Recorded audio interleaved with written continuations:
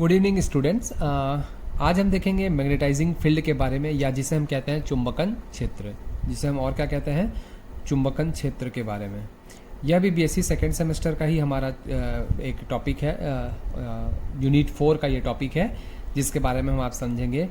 Actually किसी भी magnetic substance जो होता है उसके अगर हमको गुणों की व्याख्या करनी है तो हम दो बातों को पढ़ते हैं, दो करंट की कॉन्सेप्ट को हमें समझना होता है जो हमने पढ़ा था। एक आपका होता है फ्री करंट के बारे में, एक हम पढ़ते हैं फ्री करंट या जिसे हम कहते हैं स्वतंत्र धाराएं, और दूसरा होता है बाउंड करंट या जिसे हम कहते हैं बद्ध धाराएं। अब ये स्वतंत्र धाराएं क्या होती है? वे धाराएं जो किसी भी तार में बहती है, जिसके प्रवाह को प्रारंभ किया जा सकता है, रोका जा सकता है, नाप सकते हैं, हर चीज कर सकते हैं, वो होती है स्वतंत्र धाराएं या चालन धाराएं या फ्री करंट्स। अब ये बद्ध धाराएं क्या होती हैं? वे धाराएं जो पदार्थ में, जैसा हमने पिछले क्लास में पढ़ा था कि पदार्थ में जो चुंबकीय गुण के कारण, यानी कि जो चक्रण गति और कक्षीय गति के कारण जो उत्पन्न होती है ना, जिसके लिए द्विध्रुव उत्तरदायी होता है या द्विध्रुव आघूर्ण उत्तरदायी होता है, उसके लिए जिसके लिए डाइपोल मोमेंट रिस्पॉन्सिबल होता है ना, उसको हम कहते हैं बद्ध धाराएं। ठीक है। अब मान लीजिए कि यदि कोई भी पदार्थ है हमारे पास, है ना, कोई एक पदार्थ है भाई, यदि वो स्वतंत्र धारा I से उत्पन्न चुंबकीय क्षेत्र के अंदर उपस्थित है, कौन सी करंट के कारण की हम बात कर रहे हैं? I3 की बात कर रहे हैं।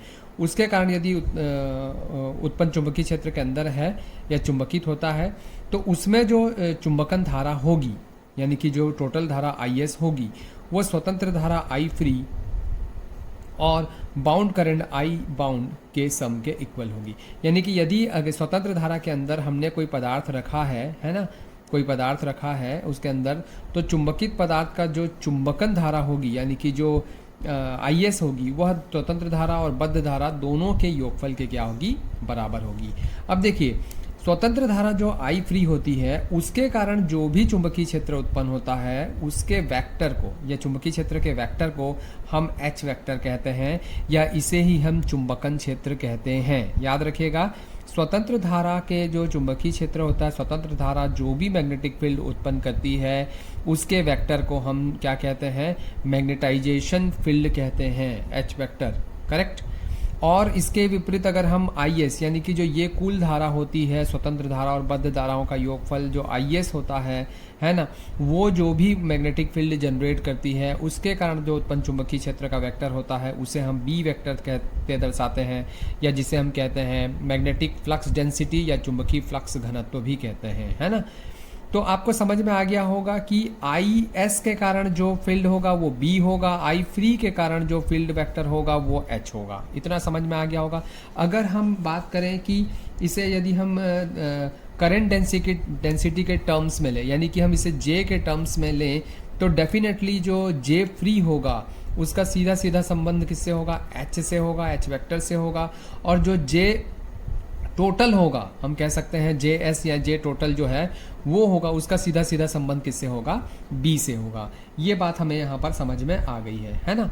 अब हम जानते हैं कि जो कर्ल ऑफ B होता है, B वेक्टर होता है, वो μ0 J वेक्टर यानी कि J टोटल के इक्विवेलेंट होता है ना। अब या J टोटल की वैल्यू अगर हम सब्स्टिट्यूट करते हैं तो कर्ल ऑफ B जो होगा वो μ0 J फ्री और J बाउंड के सम के इक्वल होगा। यहाँ मैं बाउंड लिख देता हूँ, ये वेक्टर में है ना। तो यहाँ से आपको समझ में आ गया होगा।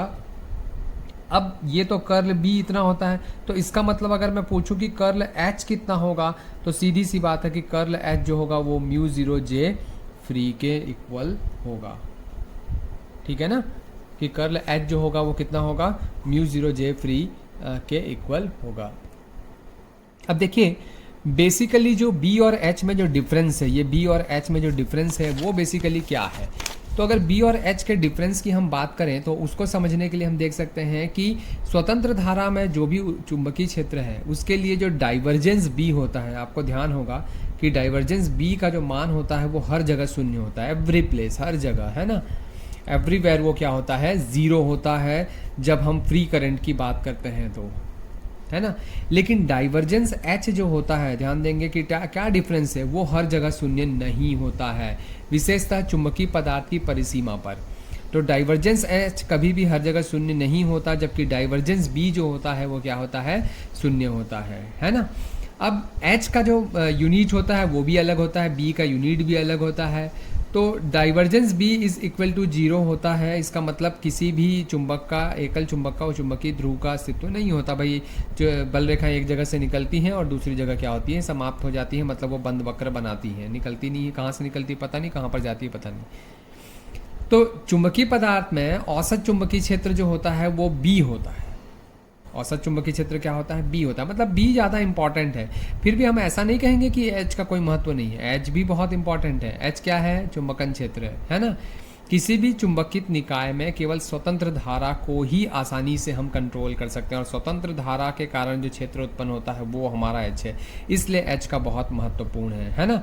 तो चुंबकन तीव्रता M तथा चुंबकीय क्षेत्र B को नियंत्रित करना संभव नहीं होता। ये हमने चुंबकन क्षेत्र तीव्रता पढ़ा था, या जिसे हम कहते हैं चुंबकन वेक्टर पढ़ा था, और B इसे आप नियंत्रित नहीं कर सकते। लेकिन हाँ, H वेक्टर जो है उसे नियंत्रित किया जा सकता है, क्योंकि ये स्वतंत्र धाराओं के कारण उत्पन्न होता है, इसलिए महत्वपूर्ण है। ठीक है, अब एक फॉर्मूले की बात करते हैं कि curl of H vector DA is equal to CH/dl। ये मैंने एक फॉर्मूला लिखा है, सिर्फ स्टोक का नियम लिखा है। स्टोक के प्रमेय से हम इसे ऐसा लिख सकते हैं, करेक्ट है। लेकिन हमें मालूम है कि जो कर्ल H होता है, अभी हमने पढ़ा है ना, कर्ल H जो होता है वो J फ्री को शो करता है। तो भाई मैं इधर J फ्री लिख देता हूँ और J फ्री DA लिख देता हूँ, और ये सरफेस इंटीग्रेशन ले लेते हैं, है ना, और HDL। अब ये देखिए, ये जो J फ्री है वो एक्चुअल में किसको शो करेगा, क्योंकि I इज इक्वल टू होता है JDA, क्योंकि ये J इज इक्वल टू जब आप निकालते हो तो I/DA आता है। इसका मतलब ये I को शो कर रहा है, इसका मतलब ये किसको शो कर रहा है, I को शो कर रहा है। तो I कौन सी I, फ्री वाली I, H वाली I, that means I free, इसको हम कह सकते हैं करंट के टर्म्स में, is equal to integration of H vector dot DL vector.